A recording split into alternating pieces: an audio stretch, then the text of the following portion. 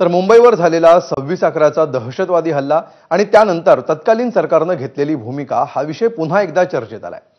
त्याचं कारण ठरलंय देशाचे माजी गृहमंत्री पी चिदंबरम यांनी केलेला गौप्यस्फोट।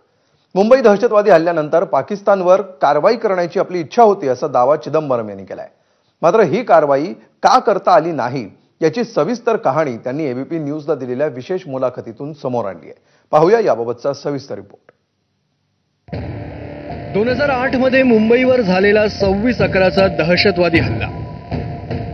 या हल्ल्यात गेलेले 166 जणांचे जीव आणि हल्ल्यातील दहशतवादी कसाबला झालेली फाशी।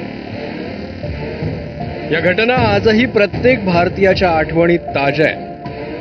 या हल्ल्याला तब्बल 17 वर्ष उलटून गेल्यानंतर हा विषय पुन्हा चर्चेत येण्याचं कारण म्हणजे माजी केंद्रीय गृहमंत्री पी चिदंबरम यांनी केलेला धक्कादायक गौप्यस्फोट।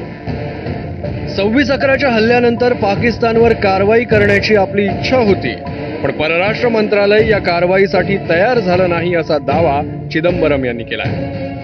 एबीपी न्यूजला दिलेल्या विशेष मुलाखतीत त्यांनी हा गौप्यस्फोट केला।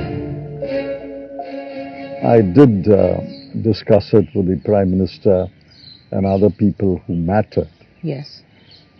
And apparently the Prime Minister had discussed this even when the attack was going on. I don't know. I can only surmise. And the conclusion was largely influenced by the MEA and the IFS that we should not physically react to the situation.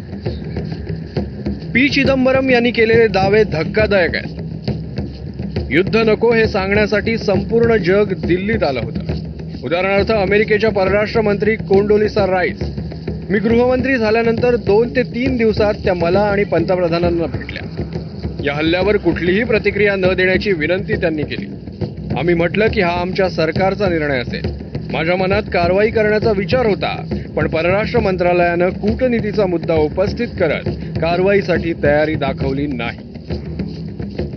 Chidambaram यांनी केलेल्या गौप्यस्फोटानंतर भाजपच्या हातात आयतं कोलीत मिळालं। Operation सिंदूरवर टीका करणाऱ्या काँग्रेसवर भाजपनं ही संधी साधत हल्लाबोल केला। मुंबईवर 26/11चा हल्ला झाला। जनतेची इच्छा होती त्याचं उत्तर द्यावं, ज्या अतिरेकी आहेत त्यांच्यावर कारवाई व्हावी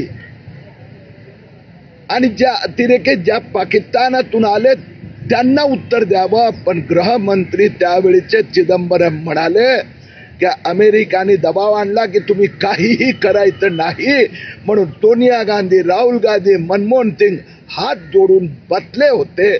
राहुल गांधी आणि काँग्रेसनी देशाची माफी मागितलीच पाहिजे। तर शरद पवारांच्या राष्ट्रवादीनं भूतकाळावर न बोलता चर्चा पुन्हा वर्तमानावर आणण्याची गरज व्यक्त केली आहे। त्यावेळेस काय झालं ह्याचं उत्तर तेच देऊ शकतात, पण प्रेसिडेंट ट्रम्पही असं म्हणतात की भारताचा आणि पाकिस्तानचं युद्ध आणि अनेक अजून 6 टोटल 7 युद्ध त्यांनी थांबवली। त्यामुळे खरं काय त्या लेव्हलला कधी कसं काय झालं याचं उत्तर त्यावेळी जे प्रक्रियेमध्ये त्यावेळीच किंवा आत्ता आहेत यांच्याचकडून कळू शकते। 26/11चा हल्ला झाला तेव्हा डॉक्टर मनमोहन सिंग देशाचे पंतप्रधान होते। ते आता हयात नाहीत। परराष्ट्र खात्याच्या निर्णयावर चिदंबरम यांनी बोट ठेवलंय। त्यावेळी परराष्ट्र मंत्री होते प्रणब मुखर्जी, ते देखील आता हयात नाहीत। अशा परिस्थितीत तब्बल 17 वर्षांनी आपलं मन पी चिदंबरम यांनी मोकळं केलं। तत्कालीन सरकारच्या निर्णयांवर यामुळे प्रश्नचिन्ह उभं राहिलंच आहे। मात्र इतकी वर्ष ही बाब देशासमोर का आली नाही असाही सवाल उपस्थित होतोय। चिदंबरम यांचं हे गौप्यस्फोट प्रकरण आता भविष्यात काय वळण घेतं हे पाहणं महत्त्वाचं ठरेल। ब्युरो रिपोर्ट, एबीपी माझा।